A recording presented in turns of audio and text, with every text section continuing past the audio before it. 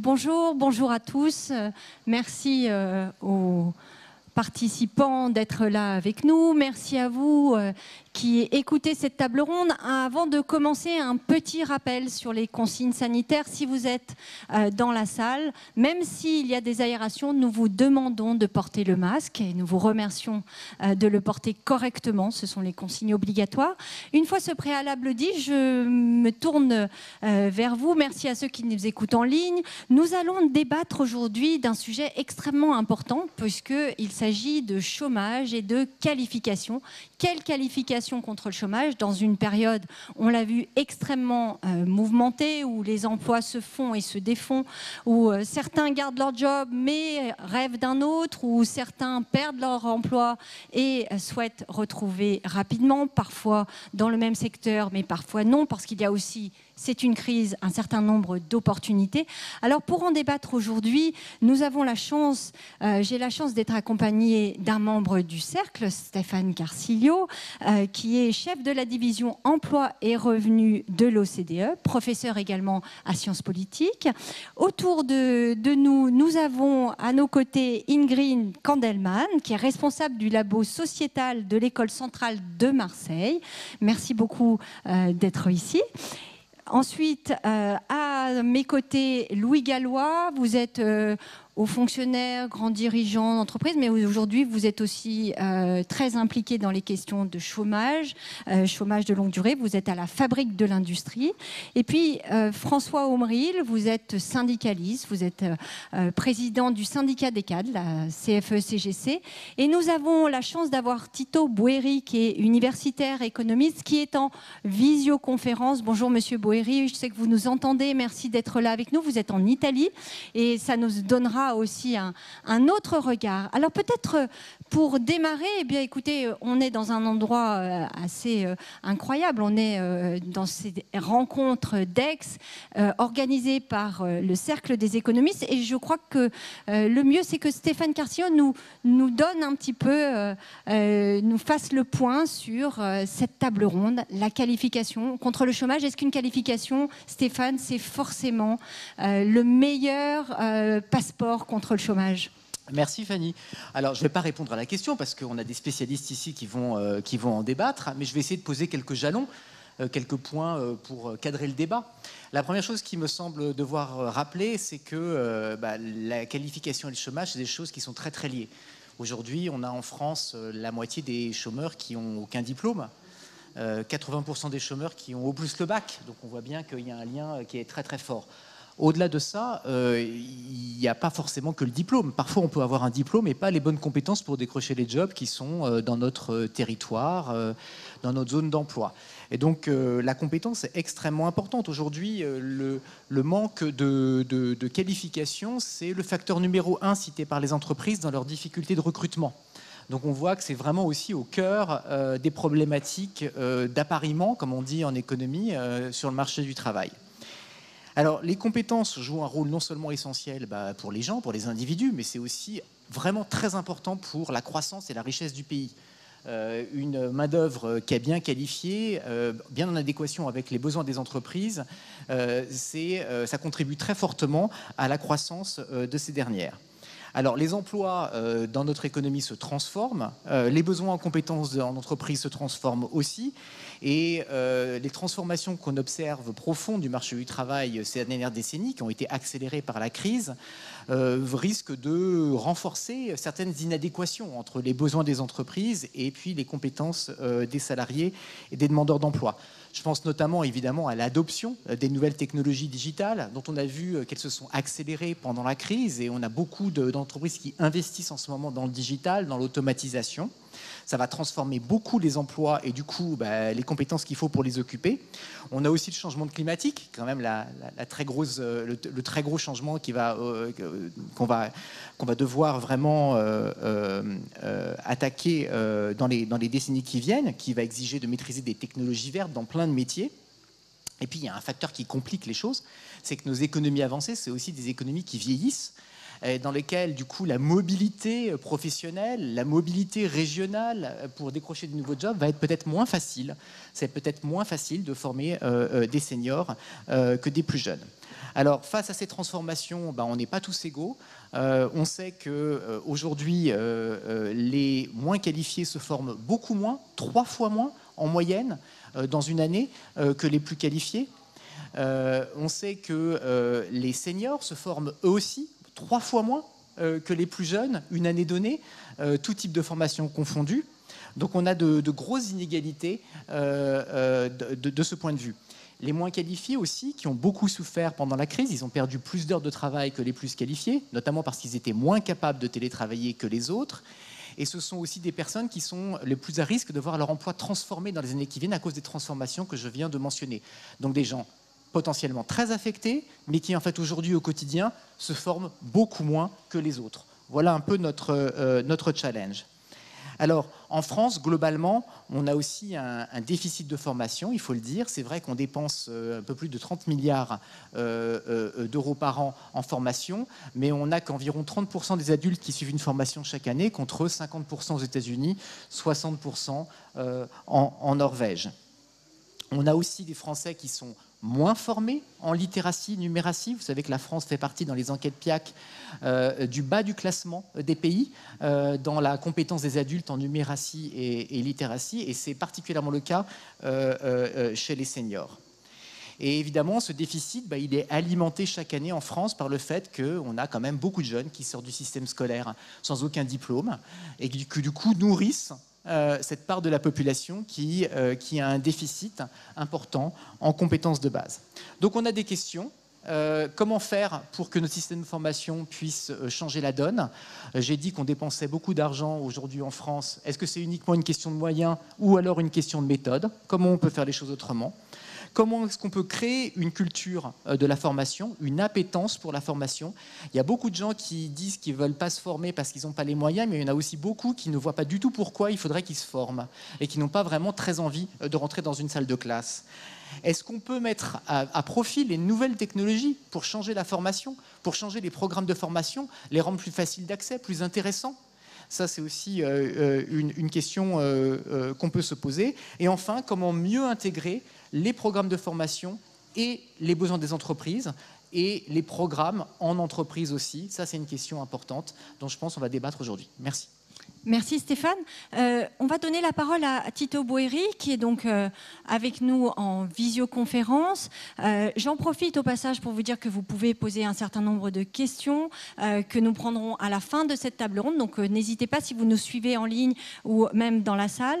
Monsieur Boeri, merci d'être avec nous. Vous êtes donc économiste universitaire. Vous avez beaucoup travaillé sur l'économie du travail. Justement, cette question de digitalisation, comment on peut s'y préparer? On voit que c'est vraiment quelque chose qu'on ne pourra pas passer outre. Est-ce qu'il n'y a pas un risque entre ceux, Stéphane parlait des gens qui pouvaient, notamment les cadres, télétravailler, qui maîtrisent un minimum ces outils, et puis les autres?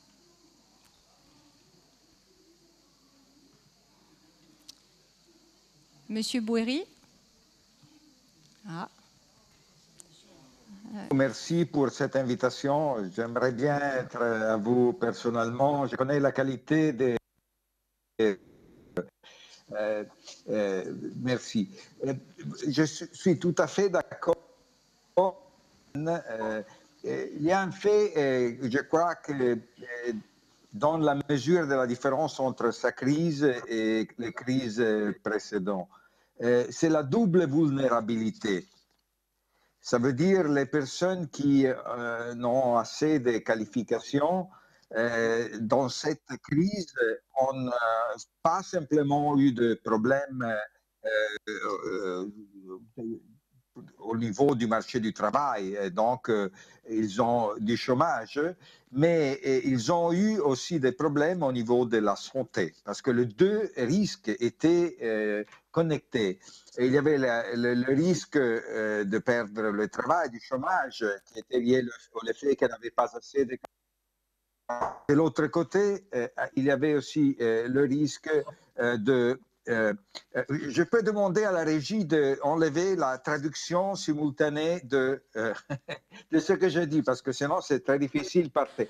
Monsieur Bouheri nous fait tout en français et voilà, je suis obligé d'écouter tout en anglais. Non, effectivement, même si vous nous faites l'amabilité, la gentillesse de nous parler en français.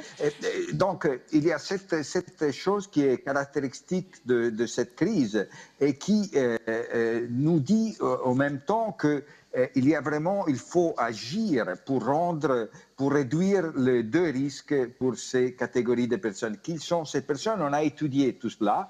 On a regardé au niveau des qualifications des personnes qui ont perdu le travail, sont passées au chômage partiel dans la crise, et en même temps aux personnes qui ont connu des taux de mortalité plus élevés.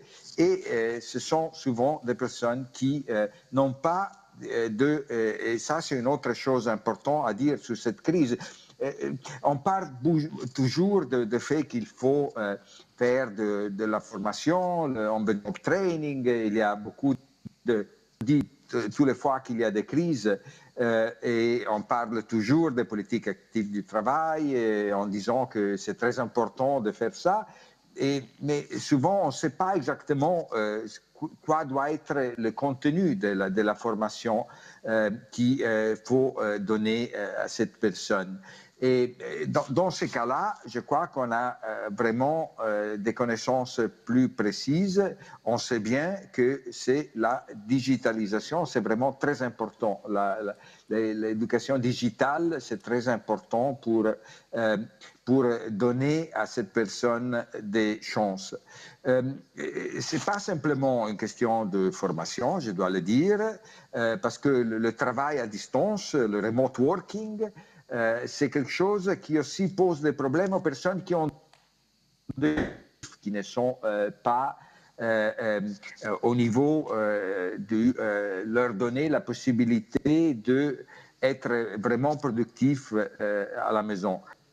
C'est une question de taille des habitations qui est changée vraiment, parce que avant la crise, quand le choix de se travailler à distance ou non, c'était un choix volontaire des personnes.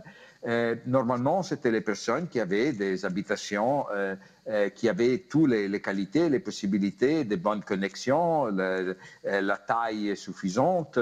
Pas des personnes à la maison aux dépendances, des personnes on doit suivre quand on est à la maison.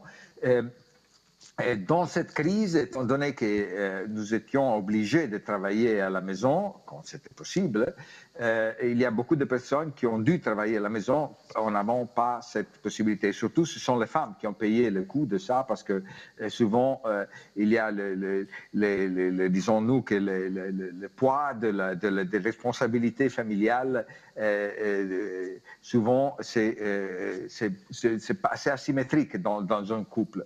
Et donc, ce sont les femmes qui ont payé pour ça. Donc, quand on pense à la formation, il faut penser aussi aux conditions de travail à la maison. Ça, c'est une chose très importante sur laquelle il faut réfléchir et donner des réponses et penser à des mesures. Pour terminer, je voulais dire que dans le G20, on a fait des propositions à ce niveau et j'espère qu'ils vont bien prises en considération, parce que c'est un niveau de politique gouvernementale, politique du travail et les politiques de l'habitation sont deux dimensions qui sont très liées entre eux. Et il faut tenir en considération tout cela après cette crise. Merci. Merci beaucoup. Merci d'avoir fait l'effort de vous exprimer en français. Merci beaucoup. Justement, je me tourne vers vous, Ingrid Kandelman. Vous travaillez comme responsable du laboratoire sociétal de l'École centrale de Marseille. Tito Bouheri nous le disait, la formation, ce n'est pas juste une histoire de diplôme, c'est tout un ensemble de choses, de barrières que l'on fait tomber. Et je crois que c'est un peu, vous, votre credo. Hein, comment on forme à se former, finalement, tout au long de la vie. Oui, en effet. En tout cas, je pense qu'il y a une logique qu'on a tendance à avoir un peu... un réflexe qui consiste à se dire que finalement, si on arrive à anticiper le futur et savoir de quoi les entreprises auront besoin demain, il va suffire de former des gens pour que tout d'un coup le système fonctionne. La réalité, je pense, c'est que cette représentation-là, un peu adéquationniste, elle est arrivée un peu... elle montre ses limites aujourd'hui. Nous, au Labo Sociétal, on a une formation qui s'appelle Passerelle numérique dans laquelle on forme des jeunes pour devenir développeurs. Donc on est sur un métier en tension, un métier d'avenir, en tout cas un métier en tension. Et on a des jeunes qui rentrent à 70% sans le bac et qui sortent de là avec un bac +2 Centrale Marseille. Donc on pourrait se dire, bah voilà, on construit le dispositif qui permet finalement à ces jeunes, alors aussi parce qu'on va au-delà de la question de la qualification, on a tout un dispositif qui est aussi un dispositif d'accompagnement à l'insertion, parce qu'on sait bien justement que ce n'est pas qu'une question de qualification. Donc comment on lève les freins à l'emploi, comment on travaille sur l'insertion avec les entreprises pour que tout d'un coup cette mise en emploi devienne possible. Et cette formation qu'on développe depuis, donc là aujourd'hui c'est la 7e promotion qu'on accompagne sur ces sujets-là, donc ça fait un moment maintenant qu'on la développe. Les chiffres sont notamment là, après la période de Covid qu'on vient de vivre, aujourd'hui les jeunes sortent avec, il y a 60% de sorties positives, donc le jargon de ce secteur-là, donc 60% de sorties positives pour les jeunes qui sortent de là. C'était 80% avant le Covid. Et là, typiquement, c'est des jeunes qui prennent le Covid de plein fouet. Et on se rend bien compte que ce fantasme un peu adéquationniste, il a des limites. Et je pense qu'il y a d'autres approches qu'il faut essayer de développer en parallèle pour répondre à sa question de la formation et du chômage. Et notamment des approches, je pense, qui partent plus de l'entreprise peut-être et plus des systèmes, en se disant que c'est peut-être pas des individus qu'il faut essayer de prendre et d'amener quelque part, comme ça, avec une espèce de logique, on va essayer de se figurer de quoi sera fait demain, on va le deviner, une fois qu'on l'aura deviné, on pourra prendre un individu et hop, l'emmener à cet endroit-là. Alors même si les entreprises ont fait beaucoup de plans de transformation comme ça, en constatant que finalement ce mouvement n'était quand même pas si simple, on continue à croire qu'on va réussir à faire ça. Une autre approche, ça serait de se dire comment en fait on se dit qu'il n'y a pas d'état aujourd'hui stable, permanent, qu'on est dans des systèmes qui sont en permanence évolutifs. On acte du fait qu'on sait qu'on vit dans un monde d'incertitude et de changement permanent, et on crée le cadre pour rendre le mouvement possible de l'intérieur. Ça veut dire qu'on le fait avec les collectifs de travail, plutôt que de dire en fait on indique aux gens où aller, on construit. Et donc je pense qu'il y a un enjeu sur le comment beaucoup plus que sur le quoi, le dispositif, le cadre, les conditions qui vont permettre en fait à des collectifs de se réinventer. C'est ça, je pense, dont les entreprises ont aussi besoin aujourd'hui. Elles sont dans cette logique de reconfiguration permanente. Même là, on l'a vu avec le confinement, comment, hop, du jour au lendemain, il va falloir se réorganiser concrètement, pas au sens industriel, mais vraiment réorganiser le travail. Et on a développé très peu la compétence collective, l'autonomie collective des équipes pour qu'elles soient capables de faire ça. Moi, ça, c'est des sujets que j'ai travaillé avant de rejoindre l'école centrale de Marseille, quand je travaillais à The Camp, qui est un lieu dédié à l'innovation qui est pas très loin d'ici, qui est à Aix-en-Provence, où j'avais lancé une exploration sur les futurs du travail et qui était vraiment l'objet de ce dispositif, dans lequel on avait accompagné non pas des individus, donc on avait vraiment choisi de se dire qu'on ne formait pas des individus, mais on accompagnait des équipes, 5 équipes de 10 personnes avec différents temps pour leur permettre de réinventer leur façon de travailler. Et on ne leur a pas dit où elles devaient aller, on ne leur a pas dit de quoi serait fait le futur du travail, sinon je serais très riche si je savais faire ça.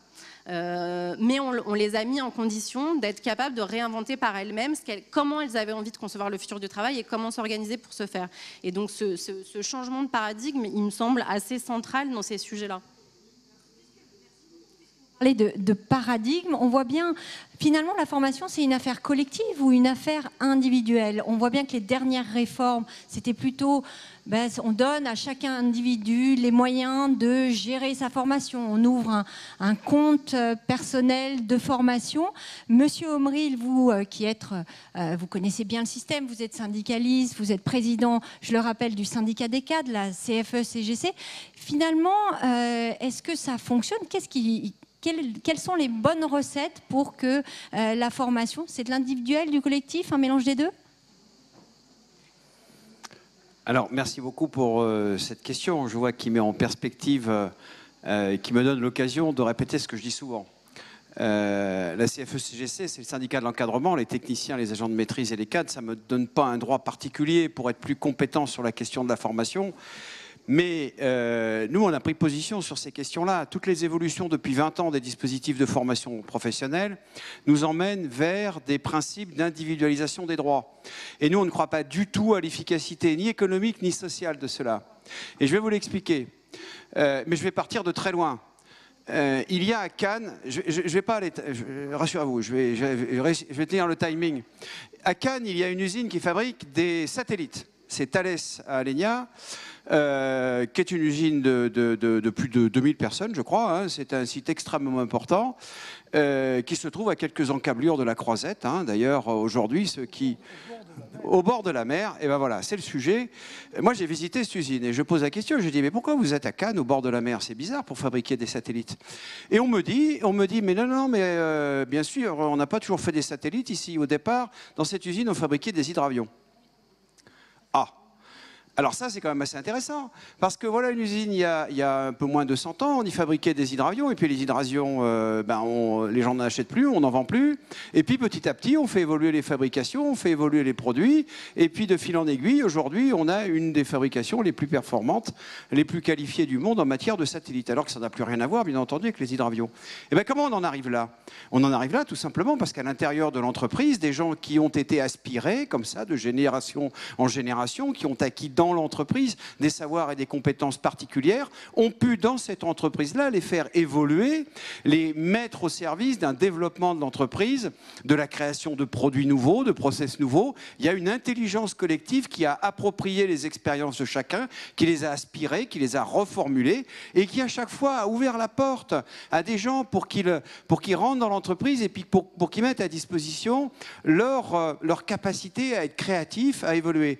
Il me semble que dans un développement professionnel, finalement, on pourrait considérer que c'est un peu dans le domaine artistique. Vous savez, dans les arts musicaux, les grands chanteurs, souvent, ils font un album par an qui fait tous les numéros 1 box-office les 5 premières années de carrière. Et puis après, toute leur vie, ils font que des best-of. C'est-à-dire, ils recyclent, en fait, leurs vieux titres. Mais je pense que c'est un peu la carrière qu'on fait tous, finalement. Au début, on apporte beaucoup, et puis après, on gère, on recycle, on fait du best-of, on encadre, finalement. On transmet, on fait ce qu'il faut pour que les autres nous copient. L'idée de la formation, c'est de se faire copier, en fait. Il faut se faire copier en interne, ce qui marche pour l'évolution, ce qui marche pour la création, marche dans tous les domaines de la création de valeur économique.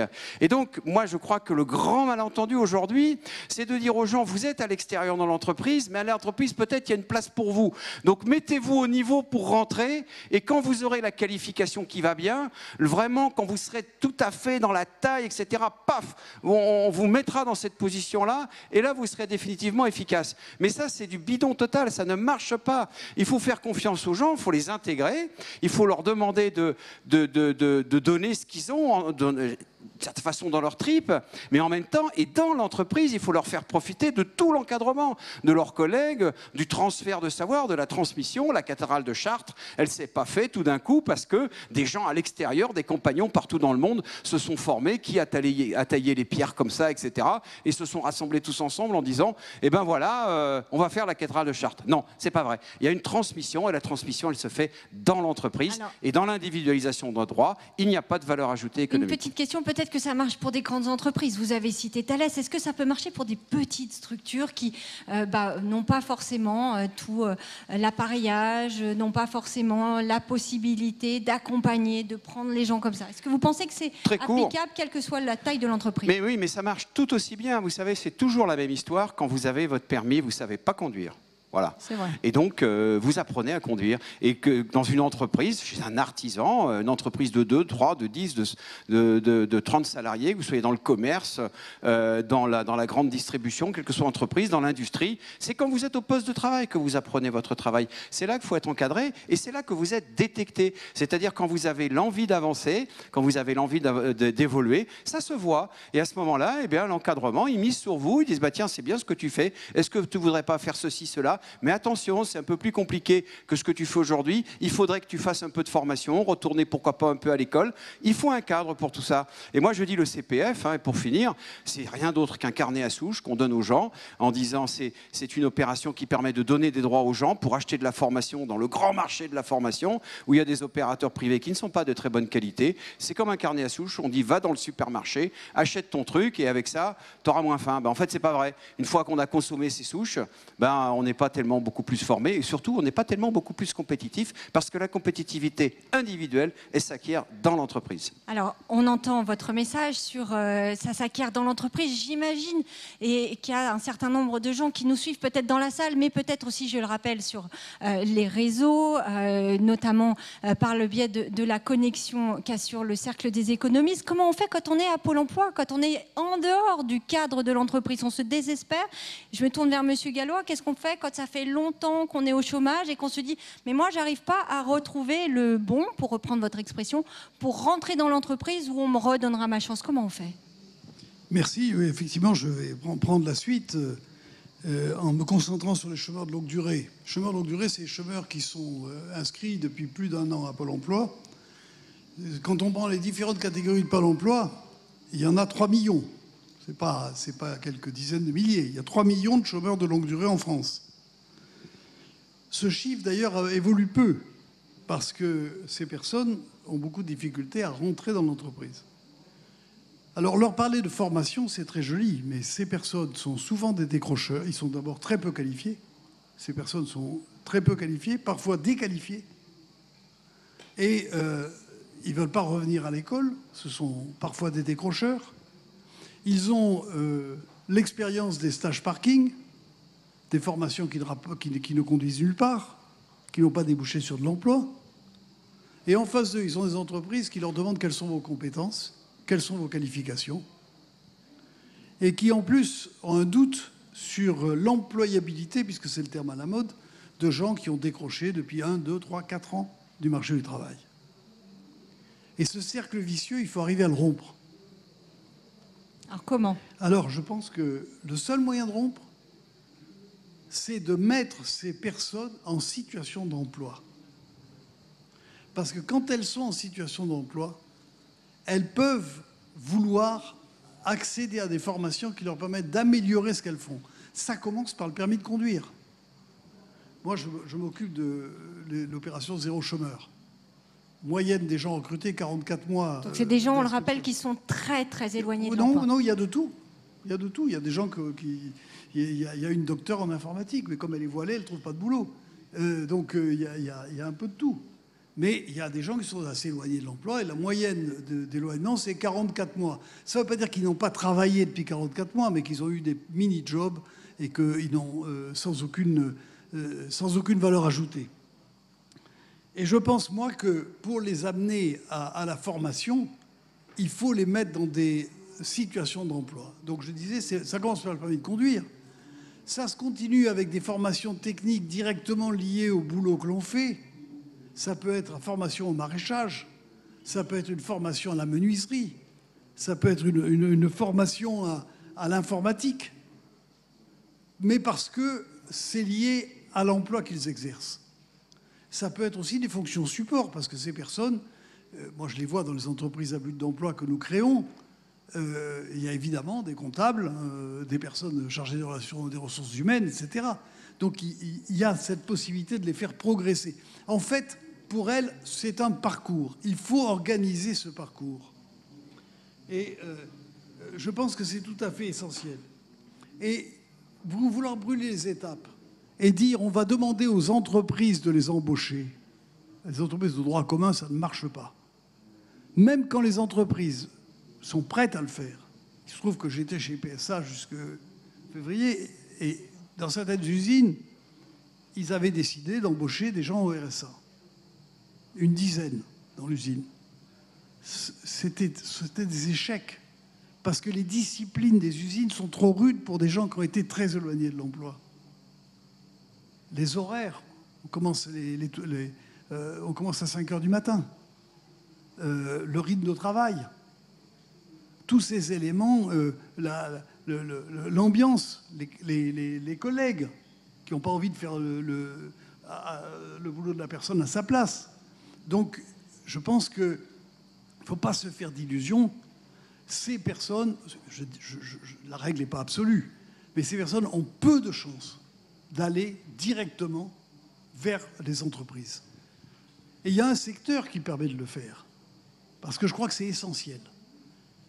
C'est l'ESS. Moi, je propose qu'à côté, je vais y revenir, l'économie sociale et solidaire, à côté du programme d'investissement en compétences qu'on appelle le PIC, il y a 15 milliards là-dessus, hein, c'est un paquet de pognon. Hein. Et ça date d'avant la crise, hein, d'ailleurs. Oui, ça d'avant la crise, ça a été lancé, il y a 15 milliards pour former 1 million de chômeurs et 1 million de jeunes. Bon, ce PIC, moi je trouve que c'est bien, mais il faut y associer un plan de mise à l'emploi des personnes. Et cette mise en emploi, pourquoi l'économie sociale et solidaire est particulièrement bien placée pour cela? Je rappelle que c'est 10% de l'emploi en France, c'est loin d'être négligeable. Et c'est un secteur dont la croissance de l'emploi n'a jamais été remise en cause, même pendant la crise de 2008. Pourquoi? Parce que ces entreprises n'ont pas les mêmes exigences de productivité et de rentabilité. D'une part parce qu'elles ne sont pas exposées à la concurrence internationale pour l'essentiel, et d'autre part parce qu'elles n'ont pas d'actionnaires.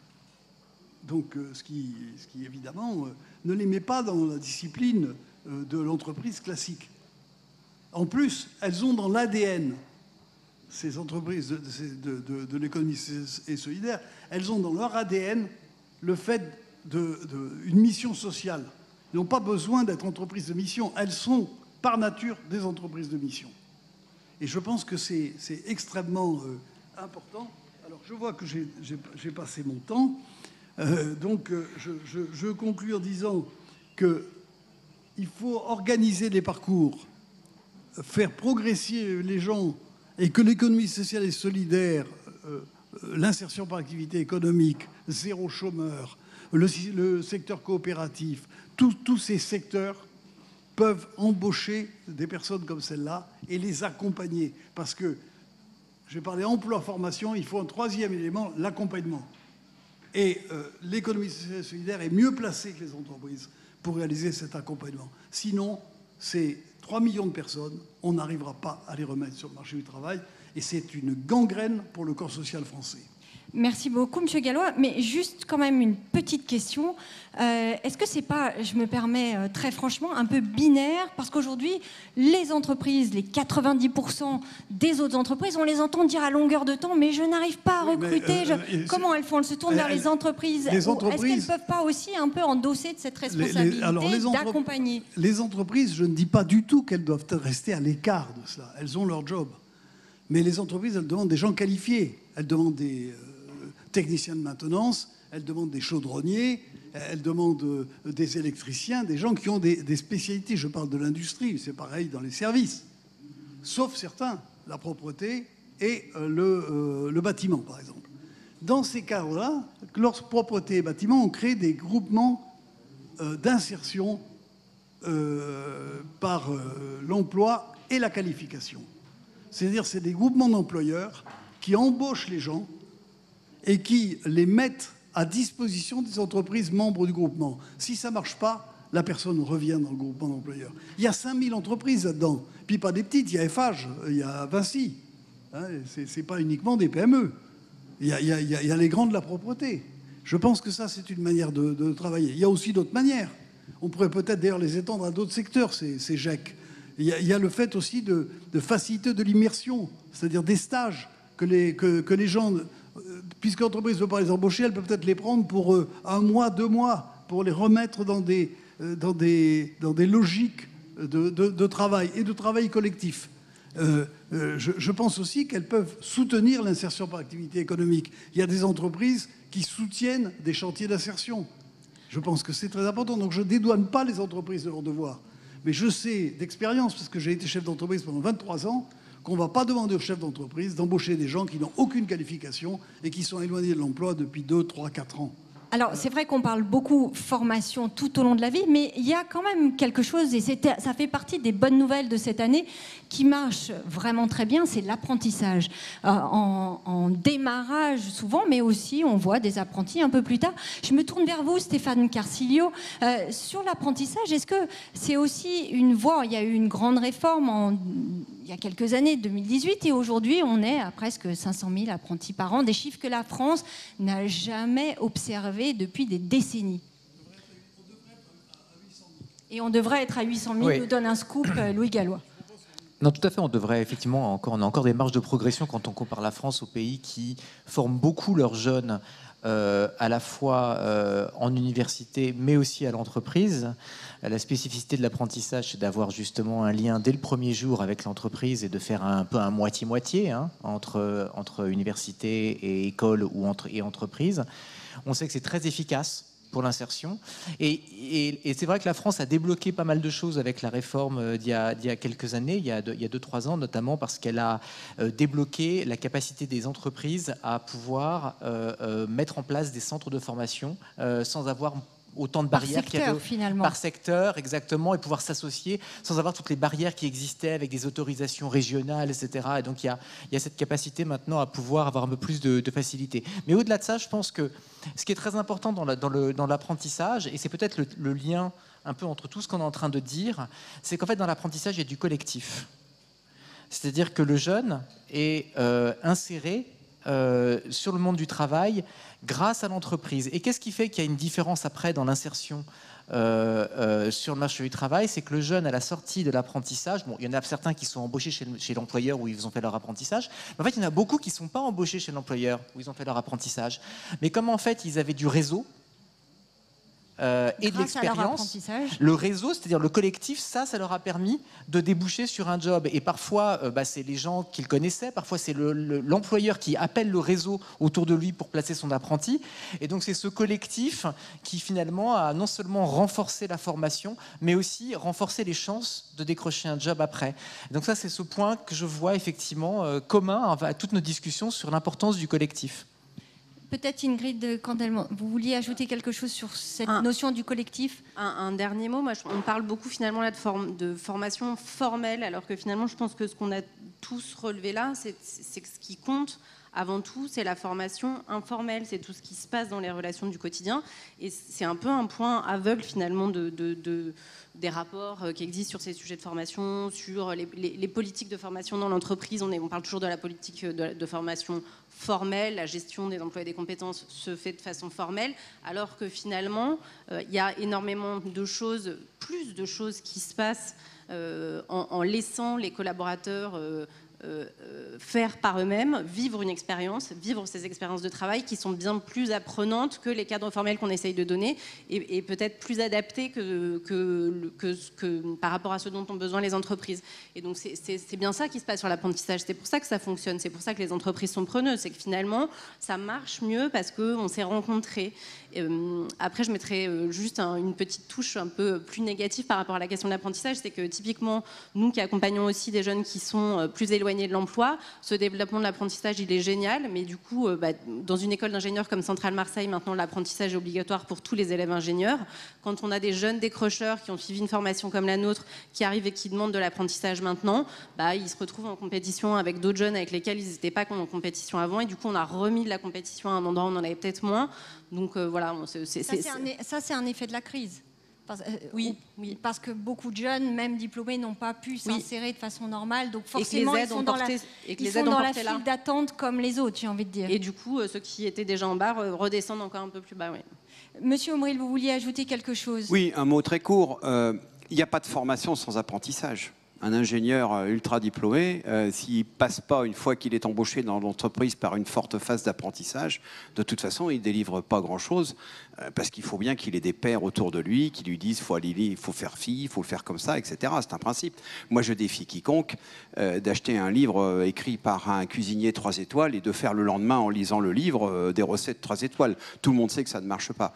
Donc, en fait, la problématique sur l'apprentissage, c'est que c'est un principe qui est un principe, je crois, universel qui s'applique à tout le monde, mais c'est aussi un statut. Et on mélange en fait un peu les deux. C'est-à-dire qu'un apprenti, effectivement, c'est un statut, voilà, c'est quelqu'un qui, du courant de ses études, va atteindre son diplôme en ayant fait une part importante d'apprentissage et donc de transmission directe sur la situation de travail, et les entreprises vont considérer qu'il est opérationnel un peu plus rapidement.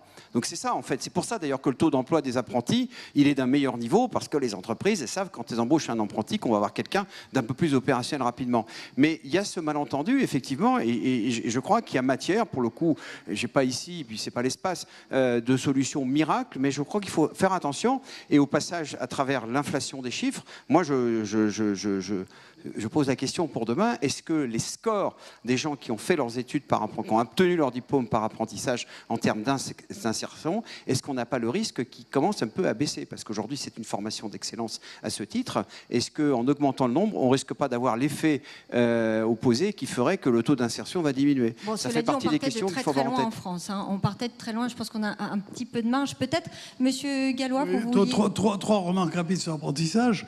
Premièrement, la montée de l'apprentissage est largement due à l'apprentissage de l'enseignement supérieur. Ouais. Donc il faut quand même faire un Donc attention, bémol. Ceux qui sont dans les niveaux les plus bas, eux n'y ont pas forcément accès. Deuxièmement, il faut voir ensuite ce que deviennent les apprentis. Les apprentis ne font pas les carrières de ceux qui sont arrivés avec des diplômes. Pourquoi? Ben, je n'en sais rien. Mais les apprentis, quand on regarde la carrière des anciens apprentis, c'est une carrière qui n'est pas aussi rapide que celle des autres salariés. Est-ce que c'est parce que, n'est-ce pas en France, parce que la promotion du diplôme... L'image de l'apprentissage a encore progressé. Troisièmement, moi j'ai une recette pour faire progresser le nombre d'apprentis, c'est qu'il faut qu'enfin on fasse la révolution des lycées professionnels. Je rappelle que dans les lycées professionnels, il y a 700 000 jeunes. C'est autant que dans l'enseignement général. Ça s'oublie, ça. Je pense qu'il faut lier le lycée professionnel avec l'apprentissage. Ça pose des problèmes de statut d'enseignants extrêmement compliqués qu'il faut résoudre. Et je fais confiance aux syndicats pour s'en occuper. Mais il faut arriver à résoudre ce problème. Pourquoi il n'y a pas des CFA dans des centres de formation pour l'apprentissage hébergés par les lycées professionnels? Il y en a quelques-uns, il y en a très peu. Mais quand vous voyez qu'il y a 700 000 élèves dans le lycée professionnel, il y en aurait 200 000 qui passeraient par l'apprentissage, je peux vous dire que ça changerait vraiment la donne. Stéphane Carcillo, sur cette question. Je suis hyper d'accord avec tout ce qui vient d'être dit. Juste pour faire progresser les jeunes les moins qualifiés vers l'apprentissage, c'est un vrai défi, et là aussi ça prend des structures collectives. Il ne faut pas s'attendre à ce que, à la suite d'un entretien d'une demi-heure avec un conseiller, un jeune qui a décroché de l'école se dise formidable, je vais aller à l'apprentissage, je suis hyper motivé. Souvent, ils n'ont pas de motivation, ces jeunes-là. Il faut les remotiver, et donc ça passe par des structures de pré-apprentissage, ce qu'on appelle les classes de pré-apprentissage, ce qu'on appelle pour les plus éloignés d'emploi les écoles de la deuxième chance. C'est rien d'autre qu'un pré-apprentissage, en fait, remise à niveau. Parfois, c'est des épides, c'est un format un petit peu plus militaire pour ceux qui veulent faire du sport, etc. Mais en fait, c'est une grosse remotivation. Et la remotivation, elle passe par du collectif, elle passe par une structure.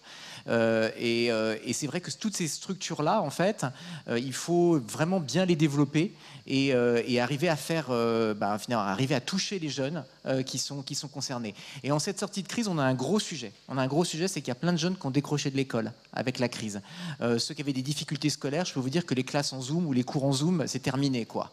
Et donc, il y a un gros sujet, c'est que l'éducation nationale transmette les noms et les coordonnées de ces jeunes aux structures qui peuvent les contacter sans attendre que par miracle, au bout de 6 mois, eux-mêmes s'auto-identifient.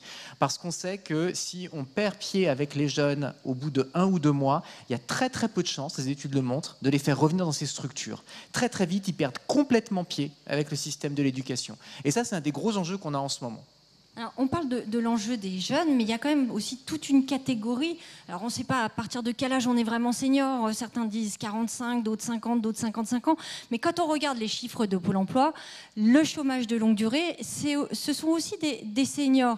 Et pour eux, la formation, souvent, soit on ne leur a pas proposé quand ils étaient en poste, soit ils sont en dehors de l'entreprise à Pôle emploi et souvent, ils restent assez longtemps. Et ils n'ont pas forcément accès à ces dispositifs de formation. Comment faire, Monsieur Gallois? Je crois d'abord qu'il faut résoudre le problème de la formation des seniors en entreprise. Parce que à passer 50 ans, on considère que la personne ne vaut pas le coût de stage de formation. Et on parle d'allongement de la durée avec une réforme des retraites du travail. Oui. Si on va dans cette direction, je ne prends pas parti, monsieur Aumril, je ne soulève pas le débat, mais si on va dans cette direction, il va falloir se poser sérieusement le fait de savoir comment on permet de rester en activité professionnelle, en véritable activité professionnelle, des gens qui auront 61, 62, 63 ans. Et c'est une véritable difficulté parce que les entreprises, d'abord, sont des gens qui coûtent plus cher que les autres, puisqu'ils sont en fin de carrière. Et deuxièmement, les entreprises disent que c'est un investissement pour une très courte durée. C'est un problème qui a été résolu dans d'autres pays. Donc il n'y a pas de raison qu'on n'arrive pas à le résoudre. Mais je pense que c'est un problème extrêmement sérieux qui est celui de la formation des seniors. Alors quant aux seniors qui sont hors du marché du travail, je pense que eux, plus que tout autre, il faut regarder comment on peut les accompagner vers l'emploi. C'est presque autant un problème d'accompagnement que de formation. Monsieur Aumril, justement, sur cette question-là, en plus, je crois que les partenaires sociaux sont sollicités sur cette question de l'emploi des seniors par le gouvernement là prochainement, au mois de juillet, courant juillet. On n'a pas la date, d'ailleurs, si vous l'avez, vous pouvez peut-être nous la donner, mais je crois qu'il y a une concertation qui est prévue. Qu'est-ce qu'il faut faire? Alors, on a rendez-vous à l'Élysée mardi. Je ne sais pas trop ce qu'on va y faire, mais je note que le débat sur les retraites est ouvert, mais malheureusement, on n'a pas le temps de le développer aujourd'hui. Mais... Non, ce n'est pas le lieu. Nous, on est sur la qualification et le chômage. Non, mais la question, vous l'avez dit, moi je suis d'accord avec vous. Dans un plan social, quand on fait la liste des effectifs qu'on supprime, on regarde le coût, uniquement le coût. Personne ne s'intéresse de savoir ce que ça apporte. Moi, je ne sais pas si j'étais responsable de ce niveau de gestion. À la limite, j'étendrais le raisonnement. Je dirais, bah, tiens, l'électricité, ça coûte, je la supprime. Bah, sauf que quand il n'y a plus d'électricité, ça ne tourne plus, quoi. Donc, en fait, c'est un peu ça le problème. C'est que on est dans ce que je crois personnellement, une idéologie. C'est ça, le problème de la mondialisation, de la financiarisation, c'est que ça réduit chacun à ce qu'il coûte. Mais il faudrait un peu s'intéresser à ce que chacun peut apporter à la structure. Évidemment, il peut y avoir à un moment donné des critères de choix qui fait que, on va dire, bah, cette personne-là, dans une certaine idée, dans une certaine analyse logicielle des choses, je vais considérer qu'elle coûte plus que ce qu'elle me rapporte. Mais ce raisonnement n'est jamais fait, nulle part. Et je crois que si la question est posée, elle l'est aujourd'hui, de se poser, de savoir ce qu'on va faire des gens entre 50, 55 et 65 ans demain, eh bien, il va falloir s'intéresser à de savoir ce qu'elles peuvent, ce qu'elles rapportent aujourd'hui, ce qu'elles contribuent, quoi elles contribuent au résultat collectif et ce qu'elles peuvent contribuer en plus d'une certaine façon. Et ça nécessite de la réflexion, de l'intelligence, une certaine forme de bienveillance vis-à-vis des gens. On peut, je crois, faire évoluer des gens sur des charges plus d'encadrement, sur des charges plus prospectives, etc. Mais il faut sortir de l'analyse comptable des processus.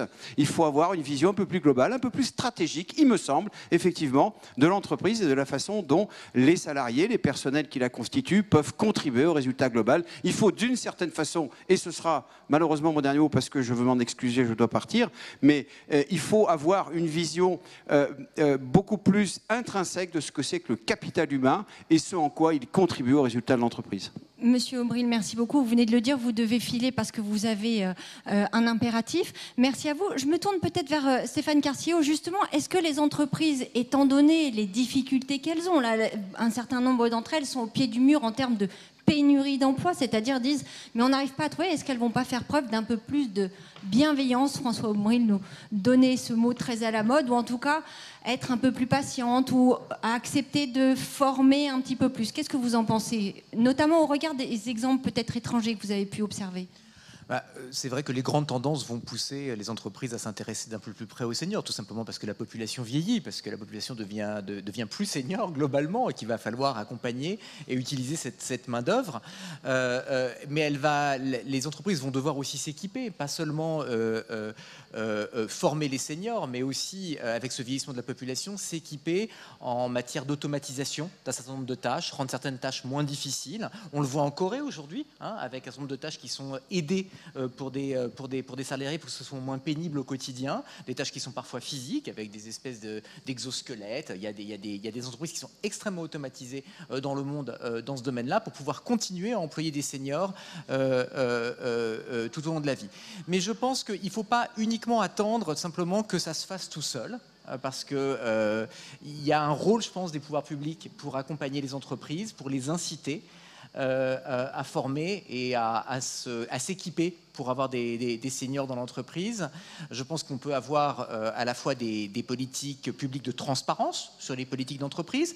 C'est tout le débat sur la publication des statistiques en entreprise, dont on voit qu'en général, elles font un peu bouger, parce que quand on se rend compte qu'en fait, le taux de formation baisse et chute avec l'âge, et que c'est rendu public, dans certaines entreprises, c'est pas très très bon pour l'image. Donc, on peut imaginer que cette transparence puisse jouer un rôle. Et puis, évidemment, il y a un rôle pour l'aide aux entreprises. Notamment des PME, TPE qui n'ont pas beaucoup de moyens quand même, ou qui n'ont pas assez de moyens pour des formations. Les entreprises ont des moyens de formation pour des choses qui sont immédiates pour leurs besoins, qui vont jouer sur leur process, évidemment c'est légitime, mais on aimerait aussi que des seniors puissent être formés à des technologies qui puissent être un petit peu plus générales, qui puissent leur servir pour leur carrière. Et là, il y a vraiment un rôle pour l'aide publique à la formation des seniors. Je pense qu'il faut quand même accompagner ce mouvement à l'aide de politiques publiques. Il ne faut pas s'attendre à ce que ça se fasse spontanément tout seul. Ingrid Candelman, justement sur le fait d'attirer, parce qu'on voit aussi derrière, il y a les politiques publiques, mais il y a la motivation de tout à chacun pour aller vers des emplois que peut-être on ne connaît pas. Vous disiez tout à l'heure, c'est difficile d'imaginer comment faire. Alors, par exemple, avec les jeunes avec lesquels vous travaillez, ils savent précisément quels seront les emplois. Comment on construit ces parcours ? Je pense qu'il y a une double... à la fois, on se dit qu'on ne sait pas quels seront les emplois de demain. La réalité, c'est qu'on sait quand même un peu quels seront les emplois de demain. Globalement, nos besoins ne vont pas fondamentalement changer, donc on est capable de les identifier. En fait, on va continuer à se nourrir, se déplacer. Je ne suis pas sûre qu'il y ait une grande transformation, comme on le dit souvent, et que les choses soient radicalement différentes. Ensuite, l'attractivité pour les jeunes... la question, elle ne peut pas poser uniquement sur la motivation du jeune, sa responsabilité à lui, à se former, à se motiver. À un moment donné, il y a une question aussi de changement de regard. Je pense que c'est la question de se dire comment, à un moment donné, les entreprises, elles apprennent aussi à fonctionner avec des collaborateurs qui ne sont pas exactement normés et formatés comme elles ont l'habitude de fonctionner, et que c'est peut-être là qu'il faut être capable d'agir pour rendre aussi, pour changer les modèles. C'est la même chose pour les seniors, en fait. À un moment donné, si on ne change pas le regard sur les seniors, si on ne change pas le regard sur les jeunes décrocheurs éloignés de l'emploi, le système évoluera jamais. Et on continue à creuser une polarisation du marché du travail extrêmement forte, et extrêmement dangereuse en fait, ou avec un risque de conflit beaucoup plus fort qui va sans doute se produire dans les années qui viennent, si à un moment donné on n'arrive pas à élargir, à changer nos façons de faire et à accueillir des profils qui sont différents en fait. Cette place de la diversité aujourd'hui dans l'entreprise, je pense on l'entend beaucoup dans les discours, on sent en effet qu'il est de bon ton d'avoir une politique de diversité, mais en fait c'est très compliqué, ce que vous disiez aussi, c'est très compliqué de vraiment réussir à faire autrement, avec des gens qui ont des façons de fonctionner qui sont très éloignées des codes qu'on a l'habitude de connaître, et recréer des codes communs, parce que c'est ça l'idée, hein, c'est recréer du commun tous ensemble. On n'a pas forcément les outils clés en main pour le faire, mais je pense que c'est dans cette direction-là qu'il faut aller. Tito Boeri, je me tourne vers vous, je sais que vous êtes encore avec nous. Peut-être une recette ou deux qui pourrait nous venir d'Italie pour que ça fonctionne mieux chez nous?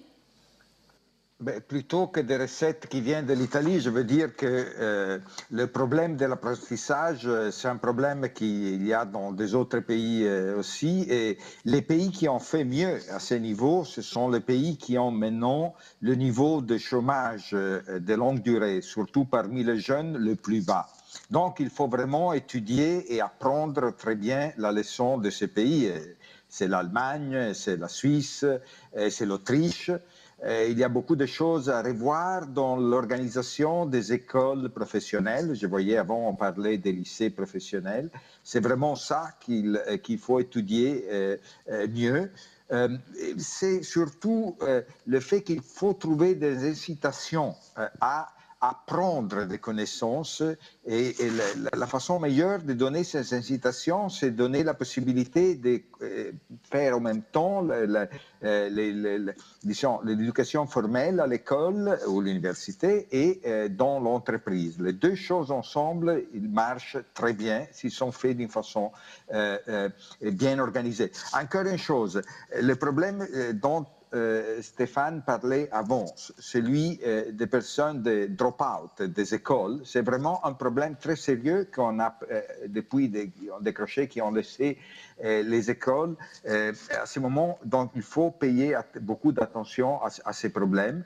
Et une possibilité, c'est d'utiliser l'éducation à la distance. C'est pour cette raison qu'avant, je parlais du fait qu'il faut donner à tout le monde le droit à une bonne connexion. Ce n'est pas simplement le fait de donner le droit au travail, c'est aussi donner le droit à recevoir la formation, même à la maison, avec des coûts très limités pour des personnes qui ont décidé de laisser le système éducatif formel. Mais comme vous le disiez, effectivement, Merci. même donner des cours à la maison dans des structures qui sont un petit peu différentes, ça reste compliqué parce qu'on n'est pas armés tous de la même façon. Monsieur Gallois, vous vouliez réagir? Je ne suis pas tout à fait d'accord avec ce que vous venez de dire, monsieur. Je pense que lorsqu'on a affaire à des décrocheurs, lorsqu'on a affaire à des gens qui supportent mal le système scolaire, la visioconférence Zoom, ça ne fonctionne pas. Ces personnes ne restent pas, on n'arrive pas à capter leur attention et ça ne fonctionne pas et ces gens-là décrochent de la télévision. Moi, j'ai un exemple qui m'inspire beaucoup, c'est les écoles de production. Ce sont des écoles qui embauchent, qui prêtent des élèves de moins de 16 ans, donc ils sont soumis à la scolarité obligatoire. Ces personnes suivent leur scolarité dans un atelier. Ils travaillent sur des produits qui sont vendus. Et ils apprennent les maths, ils apprennent le français, ils apprennent l'anglais à travers ce qu'ils font. C'est-à-dire que c'est complètement lié à leur boulot. Eh bien, on constate que ces jeunes, à 90%, vont à l'apprentissage et réussissent leur apprentissage. Je rappelle quand même qu'il y a 30% des gens qui rentrent en apprentissage qui ne sortent sans le terminer. Là, c'est 90%. Donc, je pense qu'on parlait de pré-apprentissage. Ces écoles de production, c'est remarquable. Ça se développe en France. Ça a commencé avec le catholicisme social dans la région de Lyon. Maintenant, c'est dans le Nord. Et c'est en train de se développer dans la France entière. Je pense que c'est une expérimentation remarquable. Malheureusement, l'éducation nationale les regarde avec de manière moyenne parce que, effectivement, ces gens-là ne suivent pas la scolarité et les programmes de l'éducation nationale. Alors, donc, je pense qu'il faut en tenir compte. On le sent hein, sur ce débat, les fractures qu'il y a entre lycées professionnels, lycées généraux, apprentissage tout au long de la vie, apprentissage dans un cadre scolaire déterminé, classique, on a envie de dire, et puis les autres. C'est peut-être aussi ça la difficulté. Je me tourne vers vous, Ingrid Guedalman, c'est vous parliez de bien commun, d'arriver à tisser des liens, en tout cas à faire en sorte que ces systèmes coexistent sans se regarder trop de haut les uns les autres. Et oui, et je pense que ça sera un challenge puisqu'en effet, on est dans un système qui a construit bien autre chose. On organise, nous, on cherche des stages de 3e pour les jeunes qui ne peuvent pas en trouver parce qu'ils n'ont pas de réseau. Et cette année, comme on ne pouvait pas proposer de stage puisque c'était des stages en Zoom, et qu'on ne propose en effet pas des stages en Zoom à des jeunes qui vivent à 12 dans un appart, quand bien même ils auraient une connexion, je pense qu'en effet, ça ne peut pas fonctionner. Donc il y a des pros qui sont venus les rencontrer et j'étais surprise de voir tous ces professionnels qui leur disaient en fait raconter leur propre expérience en leur disant qu'il fallait continuer à rêver grand, qu'évidemment à leur âge ils ne savaient pas ce qu'ils voulaient faire mais qu'avant tout il fallait garder leurs rêves et en s'adressant à des jeunes en fait qui ont une logique complètement différente parce qu'en effet ces intervenants très bien intentionnés, ils parlaient de là où ils sont eux et de l'expérience qu'ils ont eue, qui est une expérience où en effet, sans doute comme vous là, ou comme moi, à 15 ans, on ne savait pas ce qu'on voulait faire. Là, les jeunes dont on parle, à 15 ans, ils savent très bien ce qu'ils vont faire. À la fin de la troisième, ils sont déjà, le métier qu'ils vont faire demain est déjà très identifié. Et donc, on en revient toujours au même, c'est-à-dire qu'il y a une question d'empathie en fait. Ça pourra fonctionner si on est capable de se dire qu'à un moment donné, il y a d'autres regards à porter en fait sur les situations des uns et des autres. Merci beaucoup. Je crois qu'on n'a pas fait le tour, malheureusement. On ne peut pas le faire en si peu de temps. Pour Monsieur Gallois, oui.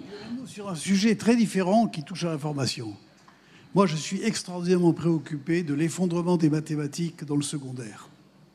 Nous sommes avant-derniers en Europe. Ça veut dire que nos écoles d'ingénieurs ne vont plus être approvisionnées. Ça veut dire que la recherche française ne sera plus approvisionnée. Ça veut dire que ça met en cause la situation de la France vis-à-vis des hautes technologies. Je pense que c'est un problème absolument décisif. Macron a décidé de faire de l'année 2021 l'année de la lecture. Mais moi, je propose que 2022, ce soit l'année des mathématiques. C'est absolument essentiel qu'on redresse cette situation. Bon, on vous fait confiance, Monsieur Gallois, pour porter le message à Monsieur Blanquer et à Monsieur Emmanuel Macron. Je vois, ça vous tenait à cœur depuis tout à l'heure. On n'a pas toutes les recettes. En tout cas, merci d'avoir participé à cette table ronde. Merci vous, surtout de nous avoir suivis. On a vu combien c'était difficile pour certains en Zoom. On en a beaucoup parlé. Donc, tous les internautes qui sont derrière leur écran et qui sont restés jusqu'au bout, on les remercie. Et puis, continuez à rester, à écouter les différents débats du Cercle des économistes. C'est un moment incroyable de richesse, de talent. Et puis, on se dit certainement à l'année prochaine. Merci beaucoup. Merci à vous.